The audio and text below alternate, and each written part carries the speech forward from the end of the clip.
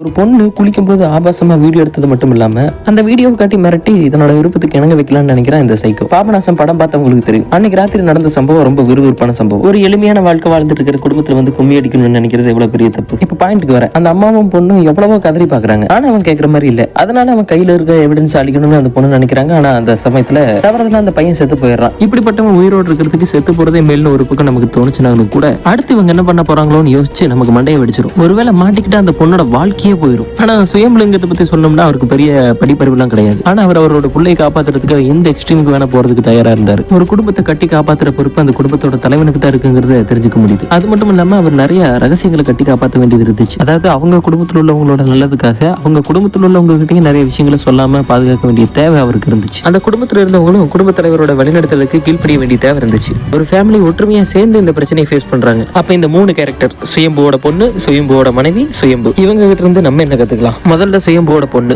அவங்களுக்கு ஒரு பிரச்சனை வரும்போது அதை தன்னந்தனியா சமாளிக்கணும்னு அவங்க நினைக்கல. அதுக்கு பதிலா அவங்க அம்மா கிட்ட சொல்றாங்க. அதே மாதிரி சுயம்புவோட மனைவி தன்னோட பொண்ணு வாழ்க்கை கெட்டு போயிடக்கூடாதுங்கிறதுக்காக அவன் எவ்வளவு மோசமானவனா இருந்தாலும் கூட அவங்ககிட்ட போய் சமரசம் பேசுறாங்க. அடுத்தது சுயம்பு பொண்ணை காப்பாத்துறதுக்காக படாது பாடுபடுறாரு. பயங்கரமா பிளான் போடுறாரு, அதை செயல்படுத்தவும் செய்யறாரு. ரகசியத்தை கட்டி காப்பாத்துறாரு, கடைசியில குடும்பத்தையும் காப்பாத்துறாரு. பயங்கரமா இருக்குல்ல?